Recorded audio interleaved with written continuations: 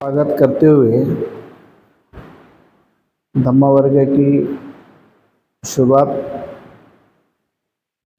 करने जा रहा हूँ। तो आज का विषय है कि निराधार सिद्धांत, बेसलेस थेरीज या फिर बेसलेस प्रिंसिपल जिसको कहेंगे, कि ऐसे सिद्धांत, ऐसी कहानियाँ, ऐसे कर्मकांड जिसमें बेसलेस है, यानी कोई उसमें तथ्य नहीं है। तो एक तरफ अंबेडकर बुद्धायन धम्मा में लिखते हैं कि जो बुद्ध के वचन है, बुद्ध के सिद्धांत है, उसको जांचना चाहिए कि सही में बुद्ध के सिद्धांत है या नहीं है। उसकी कसौटी रखना चाहिए, कसौटी पर उसको जांचना चाहिए। तो उन्होंने उसकी 3 कसौटी दी है बाबा साहब अम्बेडकर ने। पहली कसौटी दी है कि जो विचार तर्कसंगत है, जो विचार विज्ञान संगत है, जो विचार सत्य पे आधारित है, जो रैशनल यानी एक साइंस पे आधारित, तर्कशास्त्र पे आधारित, ऐसे विचार अगर है तो उसको, उस विचार को महत्वपूर्ण समझना चाहिए और वो विचार बुद्ध के होना चाहिए। निश्चित गारंटी के साथ कहना चाहिए कि वो विचार बुद्ध के है। अगर जो विचार तर्कसंगत नहीं है, रैशनल नहीं है, लॉजिकल नहीं है और महत्वपूर्ण नहीं है, ऐसे विचार बुद्ध के हो ही नहीं सकते। हो जो वचन जो लिखे हैं त्रिपिटक के बारे में, स्वयं बाबा साहब अम्बेडकर कहते हैं कि ये विचार बुद्ध के हो नहीं सकते। दूसरी कसौटी उन्होंने ये बताई कि बुद्ध जो भी बातें करते थे, जो भी सिद्धांत रखते थे लोगों के सामने, जो भी बुद्ध प्रबोधन करते थे, तो फालतू की बातें नहीं करते थे। बुद्ध ने कभी भी फालतू की बातें नहीं की प्रबोधन में। उन्होंने अपने प्रबोधन के द्वारा ये किया कि जनता का कल्याण किसमें है। उन्होंने जो भी प्रबोधन किया, चाहे किसी भी रूप में किया होगा, लेकिन जो भी किया प्रबोधन, जो भी किया वो जनता के कल्याण के लिए, लोगों के कल्याण के लिए। अगर जो बात लोगों के कल्याण में नहीं है, जिस बातों से लोगों का संबंध ही नहीं है, एक मनुष्य का दूसरे मनुष्य के साथ संबंध ही नहीं है, वैसे बातें बुद्ध ने कभी किया नहीं। ये स्वयं बाबा साहब अम्बेडकर कहते कि वो बातें बुद्ध के समझना नहीं चाहिए। यानी उनका जो बाबा साहब का जो टारगेट है, टारगेट ये था कि जो भी धम्म है, जो भी विचारधारा है, वो कैसे होना चाहिए? तर्कसंगत होना चाहिए, विज्ञानवादी होना चाहिए, है कि नहीं? और रैशनल होना चाहिए, यानी आधुनिक विज्ञानवादी, आधुनिक तौर पे रैशनल। ये बातें बाबा साहब अम्बेडकर, जो बाबा साहब अम्बेडकर ने जो धम्म दिया, इस धम्म का मुख्य जो केंद्र बिंदु है वो है कि ऐसे विचार जो तर्क संगत है वही बुद्ध के मानो। जो विज्ञानवादी है, जो आधुनिक है, जो लोगों का कल्याण करते हैं, वही विचार बाबा साहब आम्बेडकर बुद्ध के समझते थे। और तीसरी कसौटी ये थी उनकी कि उन्होंने अपने इसमें एक निश्चित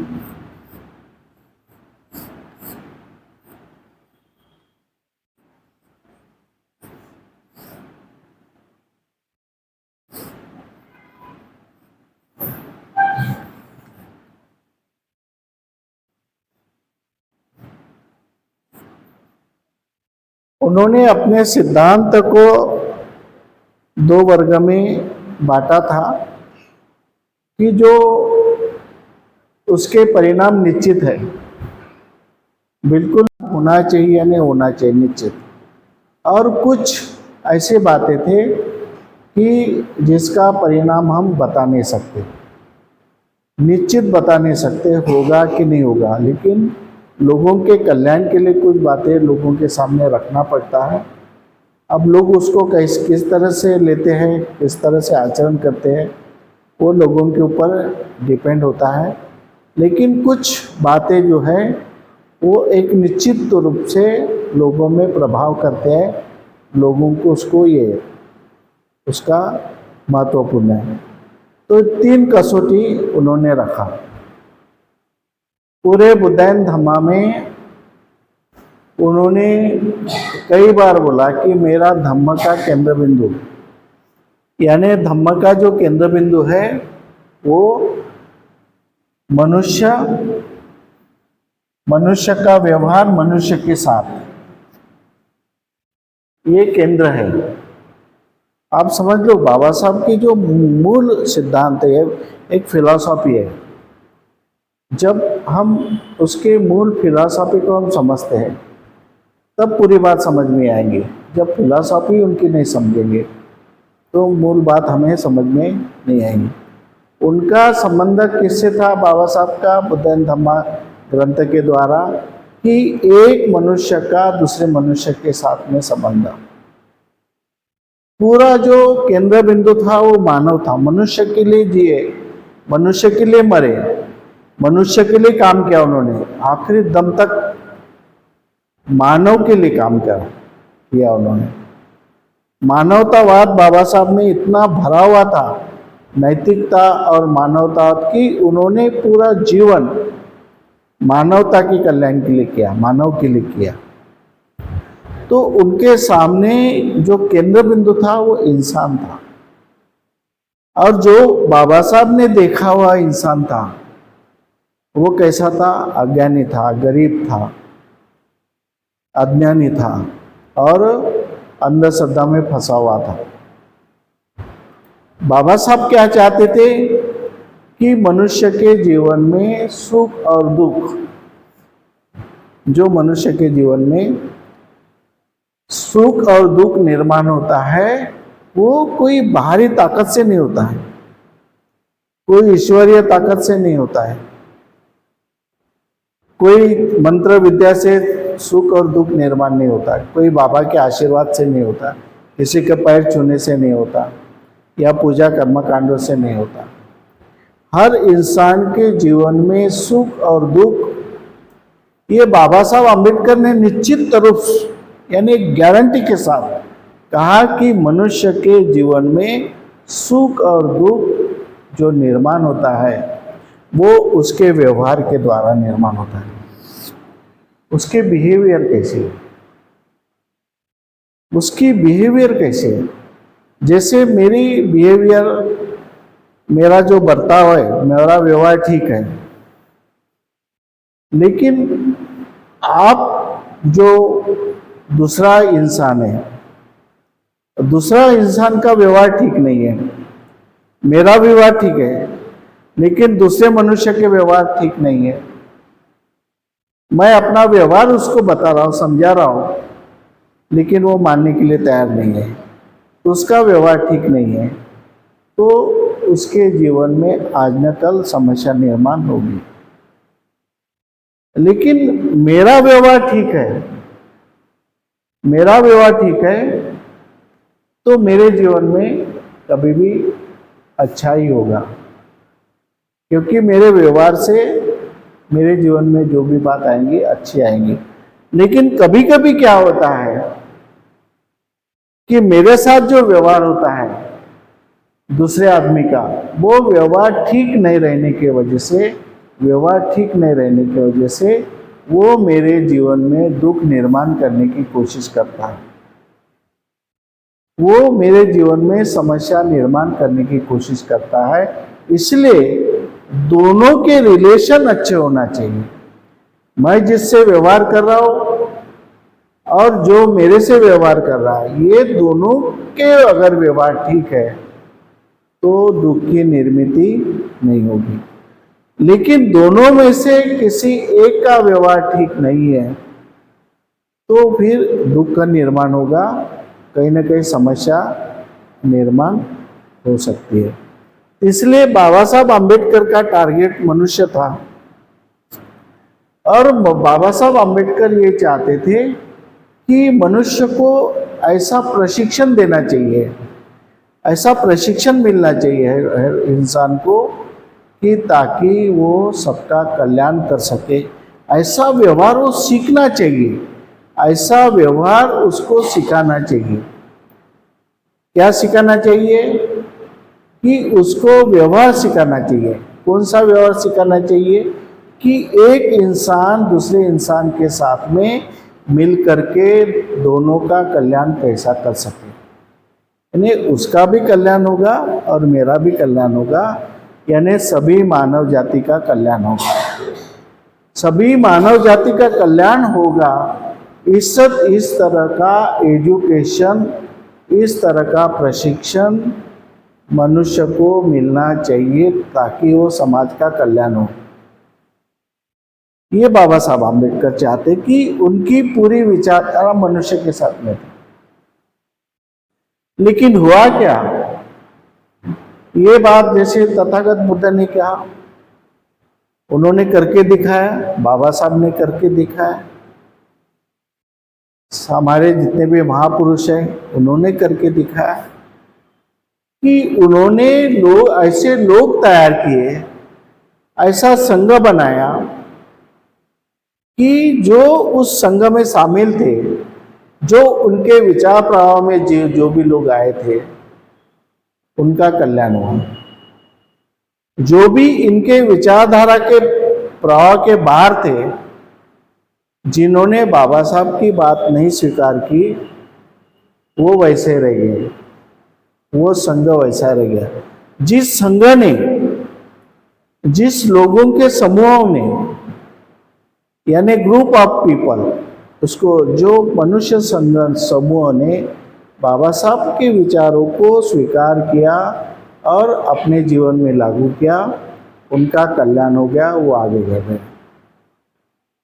अब ये सारी बातें जो बाबा साहब आम्बेडकर के विचारों के दुश्मन है, बाबा साहब के दुश्मन नहीं है।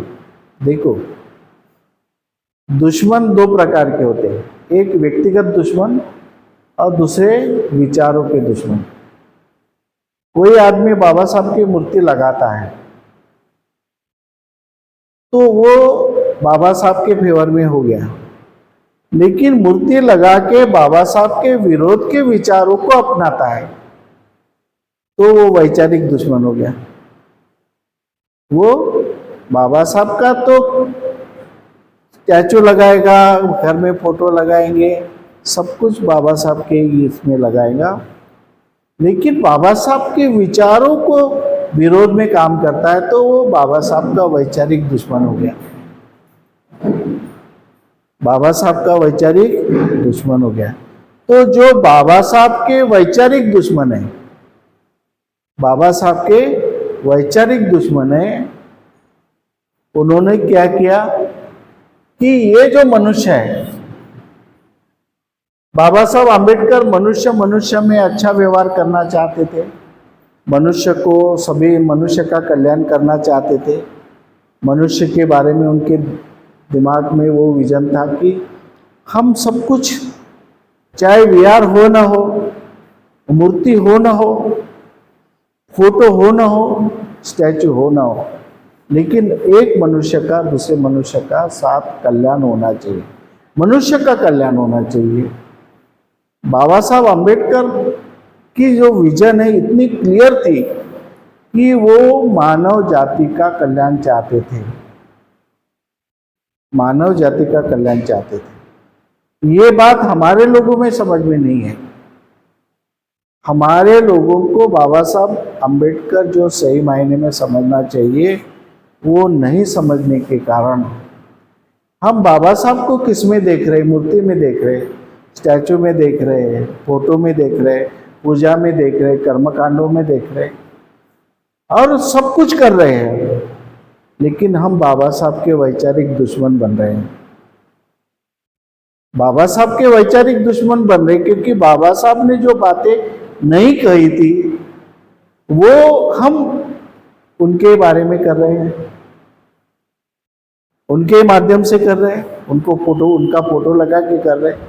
बुद्ध की मूर्ति लेके, बुद्ध ने कर्मकांड के बारे में कुछ विरोध किया था, बुद्ध की मूर्ति लगा करके, बुद्ध के पूजा करके हम बुद्ध के माध्यम से बुद्ध के विचारों को नष्ट कर रहे हैं।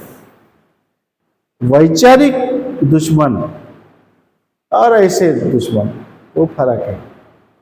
कुछ लोग बाबा साहब की मूर्तियां तोड़ते तो वो वैचारिक दुश्मन भी है, बाबा साहब के दुश्मन भी है। लेकिन हम बाबा साहब की प्रतिमा लगाते हैं लेकिन विचारों के दुश्मन है।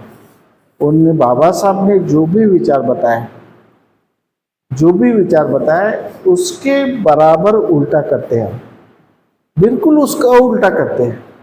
इतने हम लोग ये है कि जो बात बाबा साहब ने नहीं बोली थी, बाबा साहब का फोटो तो लगाएंगे, बाबा साहब जय भीम भी बोलेंगे, लेकिन जो बात बाबा साहब ने नहीं कही थी, नहीं, हमें नहीं करने को कहा था, ये बात नहीं करना, जानबूझ के वो बाबा साहब के नाम से ही करेंगे। बाबा साहब, वो भी बाबा साहब के नाम से करेंगे। बुद्ध के नाम से जो बातें बुद्ध ने नहीं बोला था, बुद्ध के नाम से करेंगे। तो बुद्ध धम्म जो बाबा साहब अम्बेडकर के एंगल से, उनके दृष्टिकोण से जो बताया था वो था कि मनुष्य का व्यवहार दुरुस्त होना चाहिए। अगर मनुष्य के व्यवहार दुरुस्त हो गए तो वो जीवन में आगे बढ़ सकता है, कल्याण कर सकता है, अपना भी कल्याण कर सकता है, परिवार का भी कल्याण कर सकता है और समाज का भी कल्याण कर सकता है। उसके व्यवहार पे, पूजा अर्चना से नहीं है। हम पूरा जो समय बिता रहे वो गलत कामों में बता रहे। हमारे व्यवहार सीखना चाहिए और व्यवहार सीखने के लिए बाबा साहब ने भी उसको प्रशिक्षण दो, इंसान को प्रशिक्षण दो, हर एक इंसान को प्रशिक्षण दो। कौन सा प्रशिक्षण? कि सभी मानव का कल्याण हो, मानव कल्याण का प्रशिक्षण, मानव कल्याण का प्रशिक्षण।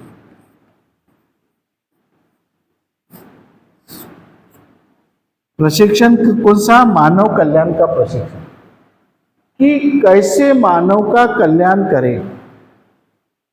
हमारे सामने एक जाति का मानव नहीं है, हमारे सामने एक धर्म का मानव नहीं है, हमारे सामने पूरा मानव है, जो चाहे किसी धर्म का हो, चाहे किसी जाति का हो, किसी राज्य का हो, लेकिन हमारे पास ऐसा व्यवहार होना चाहिए, ऐसी स्कीम होना चाहिए, हमारे पास ऐसी नैतिकता होना चाहिए, हमारे पास ऐसी मानवता होना चाहिए, ह्यूमैनिटी होना चाहिए कि जो मानव का कल्याण करे।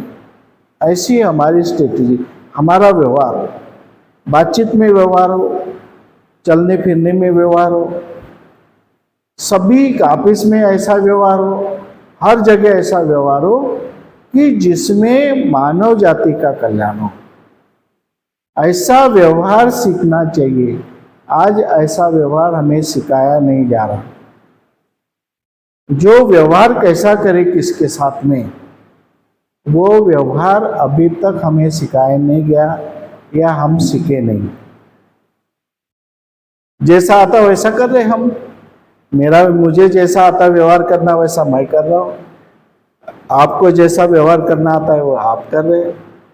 लेकिन एक स्ट्रेटेजी होना, एक मार्ग होना, एक रास्ता होना जो बाबा साहब ने बताया, धम्म का रास्ता बताया। और वो धम्म काय के लिए बताया कि व्यवहार के लिए बताया, व्यवहार सीखने के लिए धम्म बताया, ना कि हमें धम्म कर्मकांडों के लिए बताया, ना कि हम पूजा के लिए बताएं।